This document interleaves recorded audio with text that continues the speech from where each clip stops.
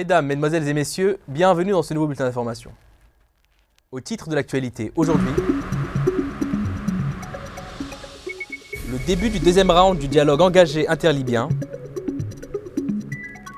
Tayeb Louh à Doha, l'Algérie souligne la nécessité d'une convention globale sur la lutte antiterroriste. Aux États-Unis, Hillary Clinton candidate à la présidentielle de 2016. Soudan, élection sur fond de critique de la communauté internationale. Nous débutons ce journal avec les débuts des travaux du deuxième round du dialogue engagé entre des dirigeants de partis et des militants politiques libyens ce lundi à Alger, sous l'égide de la mission d'appui des Nations Unies dans le but de parvenir à une solution politique à la crise.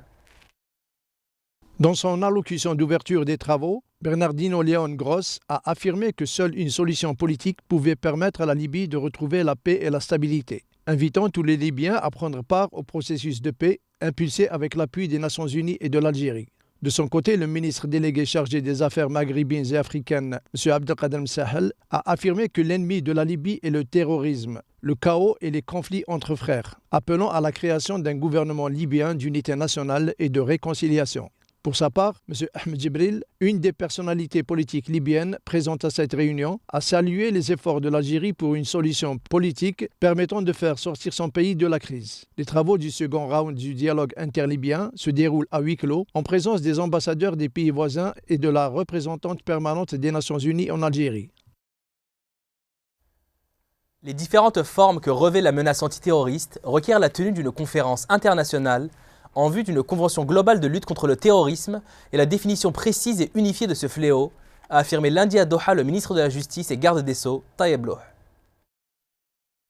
M. Louh, qui représente l'Algérie à la 13e conférence sur la prévention du crime et la justice pénale, a estimé dans une intervention devant les participants que la relation étroite entre le terrorisme et le crime organisé doit être prise en compte dans les stratégies nationales et internationales, car il s'agit, a-t-il expliqué, d'envisager les moyens et mécanismes à même de juguler ce phénomène. Pour M. Louh, la lutte contre la criminalité reste étroitement liée aux événements survenus sur la scène internationale et qui ont offert à l'extrémisme et au terrorisme le climat favorable au développement de leurs activités criminelles.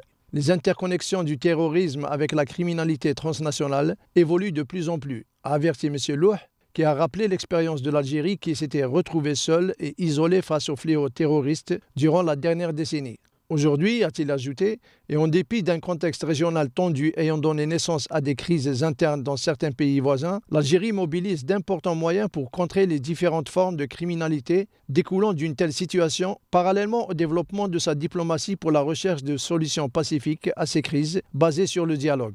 Outre sa participation dans le cadre de la police internationale Interpol, l'Algérie a été retenue pour abriter le siège de l'Afripol, a-t-il fait savoir. Une partie de l'intervention de M. Louh a été axée sur la cybercriminalité qui gagne de l'ampleur ces dernières années. Un défi à relever notamment par la mise en place de mécanismes d'une réaction rapide et efficace, a-t-il recommandé, soulignant que dans pareille situation, il convient de poursuivre le débat dans le cadre de la Commission des Nations Unies pour la prévention du crime et la justice pénale afin de convenir d'un document définissant le cadre de coopération en la matière.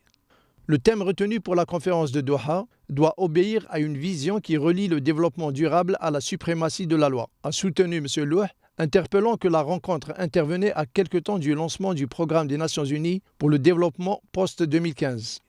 M. Louh a enfin annoncé l'adhésion de l'Algérie à la déclaration de Doha, sanctionnant le 13e congrès des Nations Unies sur la prévention du crime et la justice pénale, qui constituera une base et une référence pour les politiques et orientations des pays membres en matière de prévention et de lutte contre le crime et consacrera les principes et critères de justice pénale.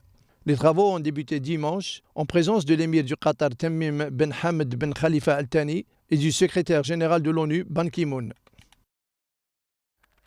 Côté diplomatie internationale, le président de la Commission des Affaires étrangères, de la Défense et des Forces armées au Sénat français, Jean-Pierre Raffarin, a confirmé dimanche à Alger la venue prochaine d'un membre du gouvernement français à Sétif dans le cadre de la commémoration de l'anniversaire des massacres du 8 mai 1945. Le sénateur français a indiqué au sortir d'une audience que lui a accordée le président de la République Abdelaziz Bouteflika avoir évoqué avec le chef de l'État un certain nombre d'échéances heureuses, comme la manifestation Constantine capitale de la culture arabe 2015 et des échéances de devoirs et de responsabilités, comme la venue prochaine d'un membre du gouvernement français à Sétif dans le cadre de la commémoration de l'anniversaire des massacres du 8 mai 1945. La presse française avait indiqué récemment que le secrétaire d'État français aux anciens combattants, Jean-Marc Todeschini, se rendrait à Sétif pour le 70e anniversaire du massacre de milliers d'Algériens sous la colonisation française. Par ailleurs, le président de la Commission des Affaires étrangères, de la Défense et des Forces armées au Sénat français a qualifié dimanche à Alger de positives les relations politiques et culturelles algéro-françaises. M. Raffarin, qui était chargé précédemment par le président de la République française de contribuer au développement des relations économiques algéro-françaises, s'est dit heureux de voir qu'avec Jean-Louis Bianco, des résultats importants soient obtenus. 3776 mines datant de l'ère coloniale ont été découvertes et détruites durant le mois de mars 2015 dans le cadre des opérations de déminage menées par les unités de l'armée nationale populaire tout au long des frontières est et ouest du pays. Au niveau de la deuxième région militaire, 487 mines antipersonnelles et 488 mines antigroupes ont été découvertes et détruites, alors qu'au niveau de la troisième région militaire, 2 mines antigroupes ont été découvertes et détruites, a-t-on relevé. Au niveau de la cinquième région militaire, ce sont 2766 mines antipersonnelles, 20 mines antigroupes et 13 mines éclairantes qui ont été découvertes et détruites. Ces nouveaux chiffres portent le total général des mines découvertes et détruites à la date du 31 mars à 768 366 mines, soit 647 931 mines antipersonnelles, 115 727 mines antigroupes et 4 708 mines éclairantes, a-t-on précisé. Sur le plan administratif, la délivrance de la carte nationale d'identité doit se faire le jour même du dépôt du dossier relatif à cette pièce, a recommandé lundi à Tizi Ouzou le ministre d'État, ministre de l'Intérieur et des collectivités locales, Tayeb Belaiz, en visite de travail et d'inspection dans la wilaya. Les chefs de daïra devront donner des délégations de signature aux secrétaires généraux afin de signer ces documents en cas d'absence et d'assurer plus d'efficacité dans la délivrance de la carte nationale d'identité, a insisté le ministre à l'occasion de l'inspection du nouveau siège de la daïra de Dara Ben Khedda. Le chef de cette daïra a été à cet effet instruit par le ministre de s'inscrire dans cette nouvelle démarche visant à assurer plus de célérité dans la délivrance de cette pièce d'identité. La même célérité doit être de mise dans la délivrance de tous les documents de l'état civil, a affirmé M. Belaiz lors d'une halte au service de l'état civil de l'APC de Tizi Ouzou, où il a effectué lui-même une simulation de délivrance d'un extrait de naissance au profit d'un citoyen en l'espace de 50 secondes. Sur le plan international, les Soudanais élisent à partir de ce lundi leur président dans un scrutin qu'Omar al-Béchir, au pouvoir depuis 25 ans, est assuré de remporter. La majeure partie de l'opposition boycotte ces élections déjà critiquées par la communauté internationale. M. Béchir, 71 ans, affronte 15 concurrents peu connus lors de ce scrutin organisé jusqu'à mercredi. Des concurrents sans assises populaires, sans moyens et loin de représenter une alternative. Sur les 38 millions d'habitants que compte le Soudan, près de 13 millions d'électeurs doivent se rendre aux urnes à partir de ce lundi et durant 3 jours pour élire leur président, mais aussi leurs députés et les responsables de région. Les 7100 bureaux de vote sont ouverts de 5h à 15h GMT durant les 3 jours de l'élection, qui se déroule sous l'œil d'observateurs de 15 organisations internationales, dont la Ligue arabe et l'Union africaine. Au bureau de vote d'El Daim à Khartoum, quelques électeurs sont arrivés tôt pour s'acquitter de leurs droits constitutionnels. Une centaine de policiers et officiers sont arrivés à bord de minibus et de camions pour voter. Néanmoins, le scrutin ne soulevait pas l'enthousiasme dans les rues de la capitale, très calme lundi matin, alors que le régime a décrété au dernier moment un jour chômé. Le général Béchir est arrivé au pouvoir en juin 1989. Ces élections, dont les résultats sont attendus fin avril, sont les deuxièmes multipartites organisées depuis 1989. Mais comme en 2010, la plupart des partis de l'opposition les boycottent, estimant que le contexte politique ne permet pas un scrutin libre. L'Union européenne a d'ores et déjà estimé que le scrutin ne pouvait donner un résultat crédible et légitime, car le dialogue est contourné, certains groupes exclus et les droits civiques et politiques violés. La Norvège, les États-Unis et la Grande-Bretagne ont aussi souligné dans un communiqué commun l'absence d'un environnement favorable à des élections participatives et crédibles. Jeudi, Khartoum a libéré 2 opposants, arrêtés en décembre après avoir signé un accord unifiant les rangs de l'opposition. Une décision visant, selon leur avocat, à alléger avant le scrutin la pression internationale sur le régime, accusé de chercher à étouffer toute voix dissidente. La police a dispersé dimanche une manifestation de quelques centaines de protestataires qui scandaient notamment « Le peuple veut la chute du régime ». Durant la campagne, M. Béchir a promis d'apporter sécurité et stabilité politique et économique s'il était réélu pour un nouveau mandat de 5 ans. Le défi est énorme. déjà durement affecté par l'embargo imposé par les États-Unis depuis 1997, en raison de violations présumées de droits de l'homme et des liens du régime avec le terrorisme, l'économie a subi un nouveau coup dur avec l'indépendance en 2011 du Sud, qui a privé Khartoum de 75% de ses revenus pétroliers. Les rebelles ont menacé pour leur part d'empêcher le scrutin dans l'ensemble du Nil bleu et du Kordofan Sud, mais l'armée a assuré qu'elle ne permettra pas que son déroulement soit entravé. Comme nous l'avons rappelé dans les titres de ce journal, Hillary Clinton se lance dans la course à l'investiture démocrate pour la présidentielle de 2016. Il s'agit de sa deuxième tentative. Madame Clinton, 67 ans, est la première à briguer l'investiture démocrate et est en avance sur tous les candidats possibles, selon les sondages du parti. L'ancien secrétaire d'État commencera sa campagne dans les premiers États qui voteront aux primaires, l'Iowa et le New Hampshire. Le président Barack Obama, qui l'avait battu en 2008, n'a eu que de bons mots pour son ancien secrétaire d'État lors de son passage au sommet des Amériques. Elle était une candidate formidable en 2008, elle m'a encouragé jusqu'au bout à l'élection présidentielle. Elle était une secrétaire d'État exceptionnelle, a-t-il dit hier. Quant à elle, Hillary Clinton a annoncé dans une vidéo s'adressant aux Américains qu'elle est candidate à la présidentielle de 2016. Les Américains se sont battus pour surmonter les difficultés économiques. Mais ceux qui sont au sommet sont toujours favorisés, a dit Mme Clinton. Les Américains de tous les jours ont besoin d'un défenseur. Je veux être ce défenseur. Je pars sur le terrain pour gagner votre vote, parce que c'est à votre tour. Et j'espère que vous vous joindrez à moi dans cette aventure, dit-elle enfin. Si un des buts d'Hillary Clinton est d'ouvrir la porte de la Maison-Blanche aux femmes, sa campagne ne se fera pas sur sa personne, mais autour du citoyen ordinaire, a souligné hier son directeur de campagne, Robbie Mook. En cas de victoire, elle deviendra la première femme à briguer la présidence des États-Unis. Avocate de formation, Hillary Clinton s'est lancée en politique après les 2 mandats présidentiels de son mari. Elle a été élue sénatrice de l'État de New York en 2000, devenant ainsi la première femme à ce poste. Bill Clinton a raconté qu'il avait une sorte de pacte avec sa femme, stipulant qu'après sa présidence, il ferait tout pour aider sa carrière à elle. Au Nigeria, le Fonds des Nations Unies pour l'enfance affirme que près de 800 000 enfants ont été contraints à fuir leur maison à la suite de l'insurrection de Boko Haram dans le nord du pays.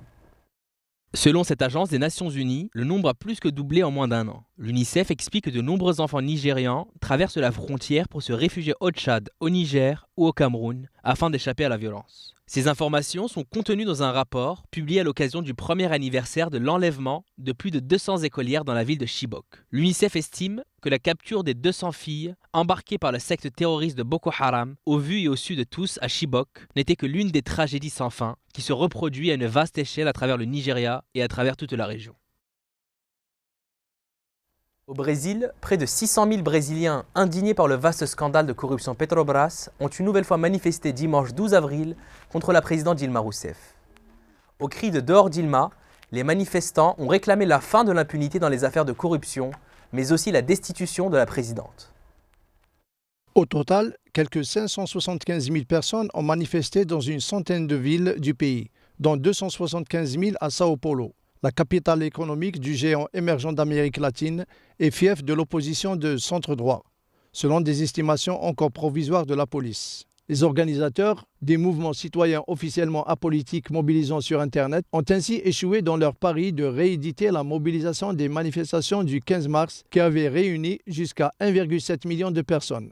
La présidente de gauche, réélue difficilement en novembre pour un second mandat de 4 ans, est aux prises avec l'énorme scandale de corruption qui éclabousse le groupe pétrolier d'État, Petrobras, et sa coalition de centre-gauche. 13 sénateurs, 22 députés, 2 gouverneurs, le trésorier du Parti des travailleurs au pouvoir, d'anciens fonctionnaires de la présidence et d'ex-élus sont soupçonnés par les enquêteurs d'avoir reçu des pots de vin de Petrobras au cœur d'un vaste système de corruption qui aurait brassé jusqu'à 4 milliards de dollars en une décennie.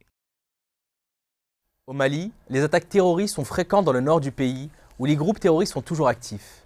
Cette fois, l'attaque a eu lieu dans le centre du pays, à Diabali, mais les agressions se sont multipliées ces derniers mois dans cette région du monde. 2 soldats maliens tués, 2 autres blessés.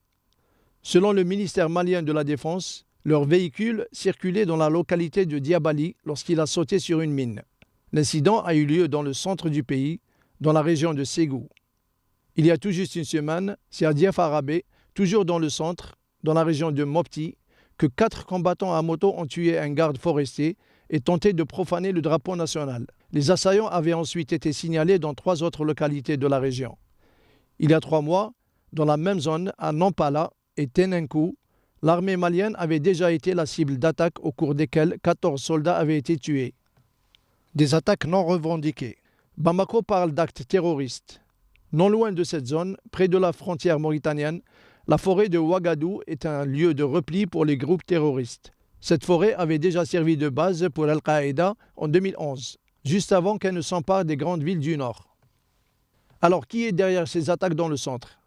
Il s'appellerait Hamadou Koufa, ce patronyme étant aussi le nom de son village, situé dans le nord. On le dit illuminé, pour d'autres c'est un gourou. Pour plusieurs sources sécuritaires dans la sous-région, c'est cet homme de nationalité malienne et ses fidèles qui sont derrière la plupart des dernières attaques survenues dans le centre du Mali. Mais outre ses fidèles, il s'appuierait également sur des bandes armées. Le centre du Mali, où il rêverait de devenir l'émir de Massina. Un rêve irréalisable, insiste une source policière malienne. Hamadou Koufa est connu pour ses prêches enflammées. Aujourd'hui activement recherché par les forces de défense et de sécurité du Mali, il continue à réclamer l'application de la charia. Il est doublement un compagnon de route de Ayad Agrali, l'islamiste malien originaire de Kidal.